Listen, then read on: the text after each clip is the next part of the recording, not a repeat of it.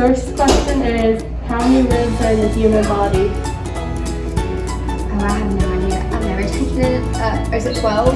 No, it's 24. Dear God. Okay, so there's 12 on one side then. Yeah. Okay.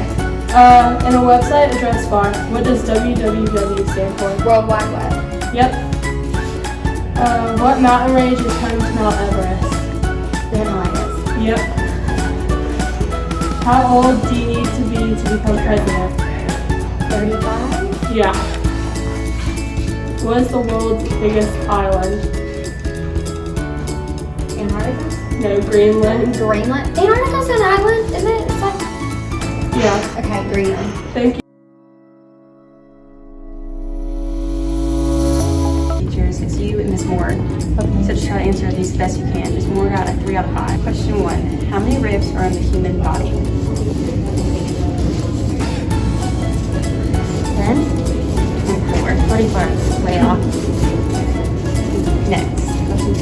In the website address bar, what does www stand for? World Wide Web. Yep. Okay. What mountain range is home to Mount Everest?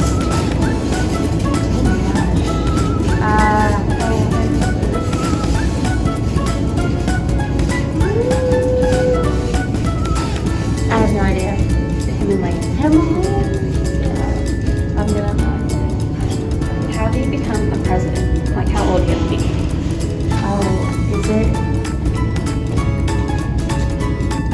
45? 35. 35. What is the world's biggest island? The world's biggest island?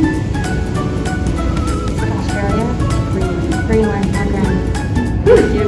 Yeah!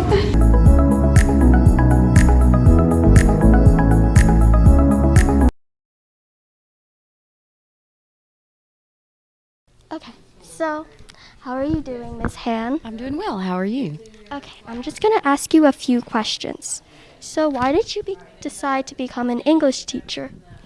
Well, I guess it was because of my 7th grade English teacher. I still teach things that she taught me in 7th grade class. I did actually start in nursing school to begin with. When I saw some of the videos from the emergency room, I knew that that was not the place for me, that I would probably panic more than I would be able to help people. And I've always wanted to help people and try to steer them on the right path. So I think teaching's a good choice for me. All right. What were your best and worst experiences of teaching? Woo! My first year teaching was probably my worst because I was only 21 and I was teaching a class of seniors, so getting them to listen and actually buy into what I was trying to teach them was quite the challenge. And my best memories, there's so many, just hearing from former students and hearing about their successes and how I've inspired them to do things that I didn't even realize that I was doing at the time are probably my best moments. Wow.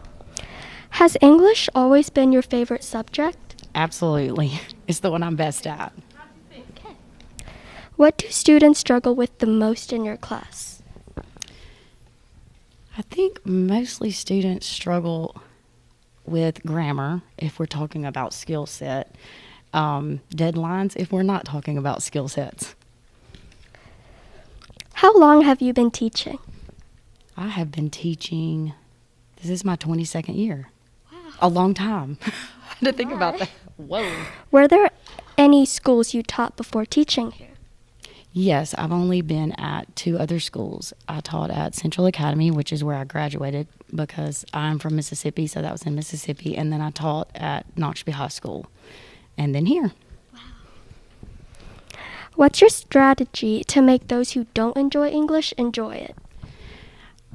I feel like if they see that I like it and I can express to them the importance of it, then they will like it a little bit more. I always try to let them know why I like the stories I do. I try to be realistic with them that we do have to read some things that not everybody loves. We read some things that I don't love too, but that's just what you have to do in life, and we have to find the best in it.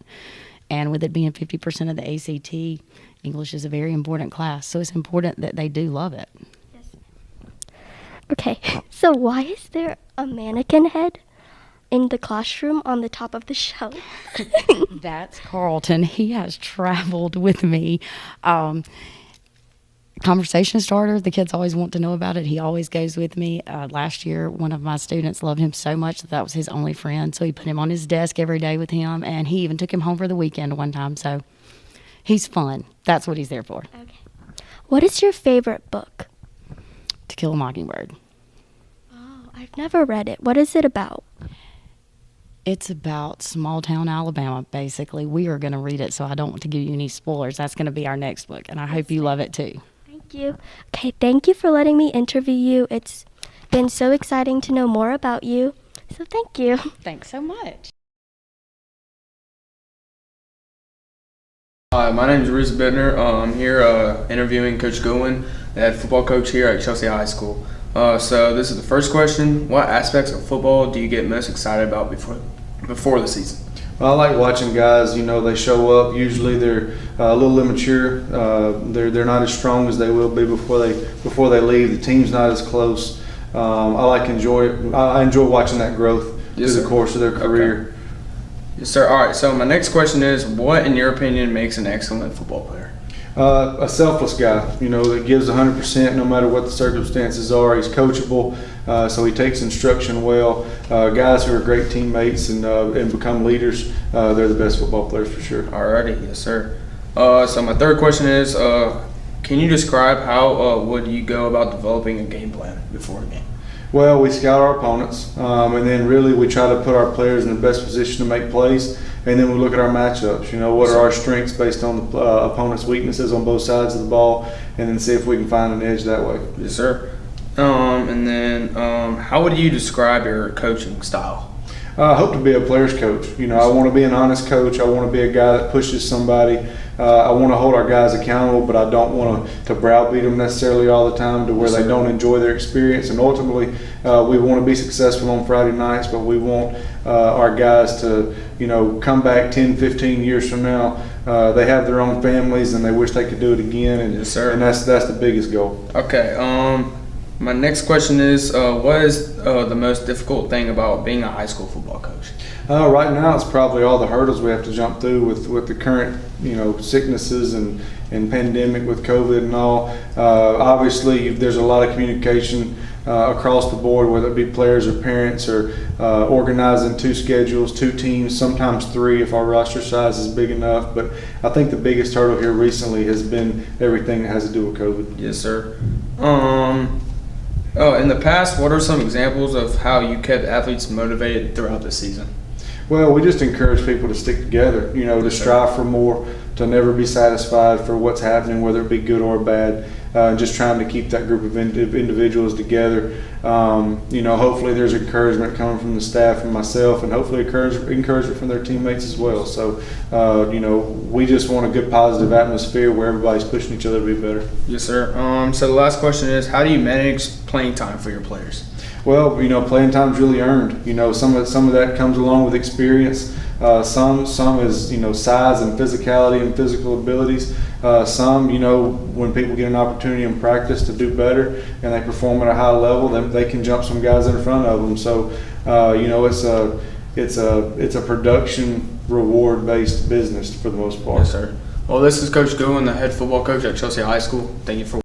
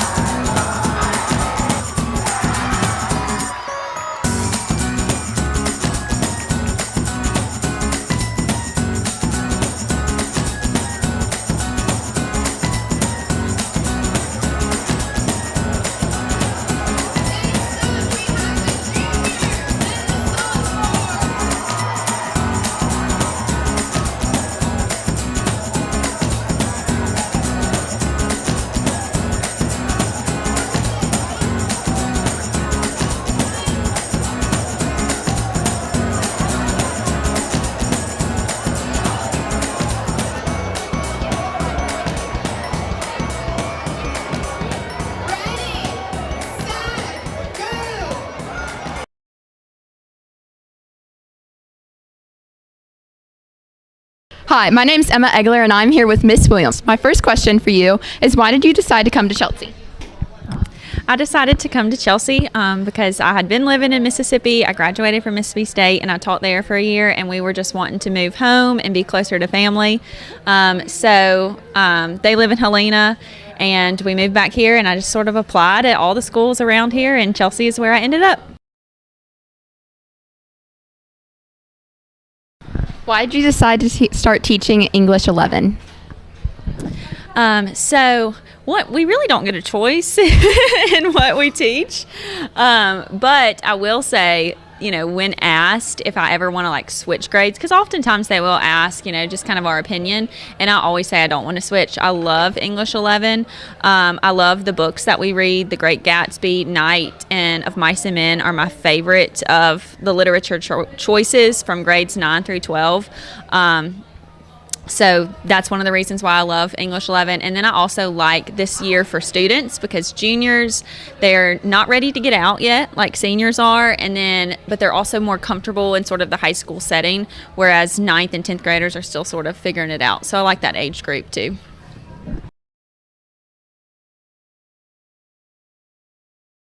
How does Corona affect your work? Oh my goodness. I wish it was over.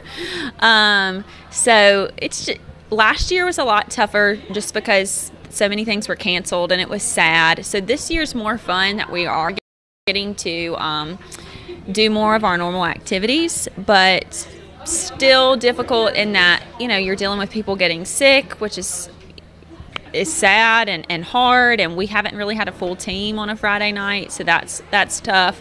I'm glad nobody has gotten seriously sick, but that's probably been the hardest part this year, is just never having our full group together. Why did you decide to start coaching color guard? I was on color guard in high school and I absolutely loved it, and when I came to Chelsea they were actually looking for a color guard sponsor, so it just worked out that I got that job.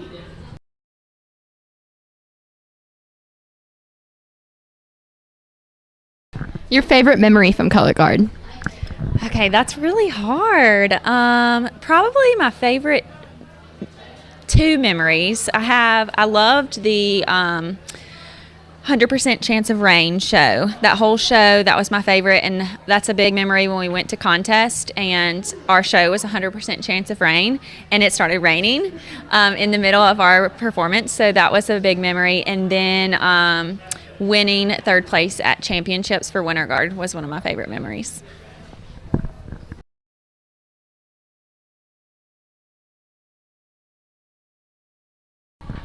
Winter guard or band season? So I do love both, because I love band season because you have like so many students on a Friday night that are involved, which is a lot of fun to see. So I teach football players, I teach cheerleaders, dance team, band members, so I love to see them sort of in their element. But personally, I love Winter Guard and how pretty it is, and working on that show together and really working hard to produce something beautiful.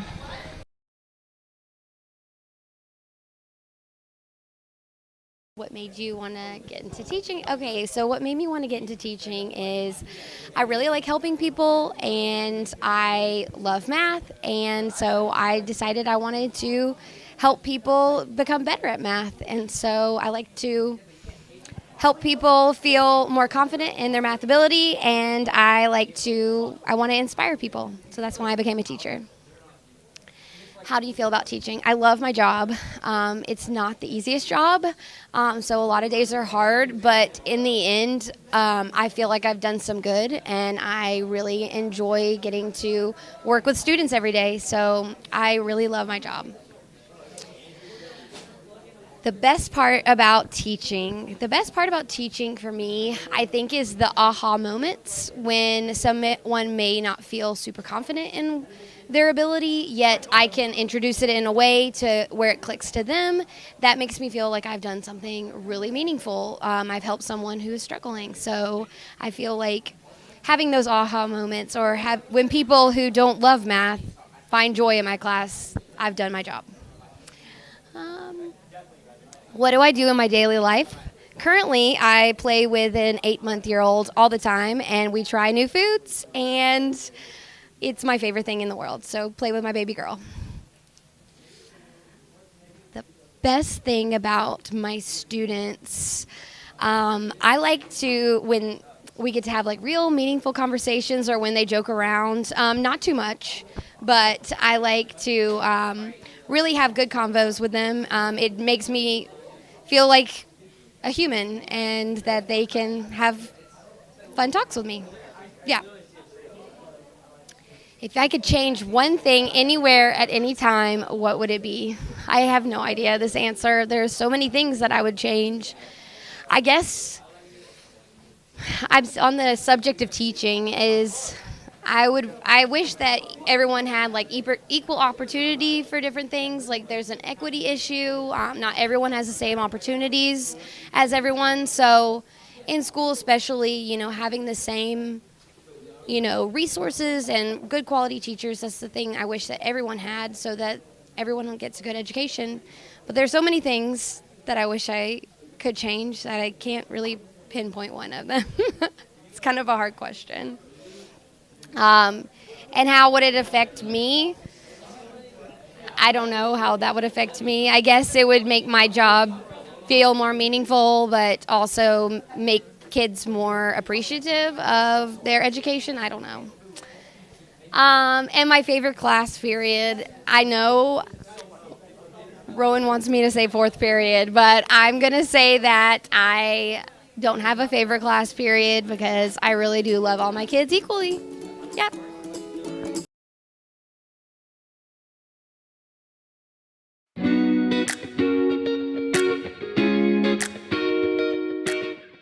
Miss Han, what is your favorite candy? Gummy bears. Gummy bears? Yeah. And your least favorite candy would be? Licorice. Licorice. My favorite Halloween candy has got to be anything chocolate, specifically dark chocolate. My least favorite would be anything with peanut butter because I don't like peanut butter.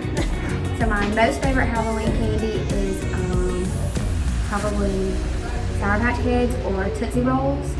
And my least favorite Halloween candy is Dots and, oh my God, what are the other ones? Oh, and Almond Joy. Alright, so my least favorite Halloween candy is like Tootsie Rolls or Sour Heads. And then my favorite candy is Reese's because Reese's are good. My least favorite candy I would have to say are those blueberry shark things. And my favorite candy I would have to say is Milky Way Midnights. My favorite type of Halloween candy are Milk Duds, and my least favorite are Milk Duds. That would be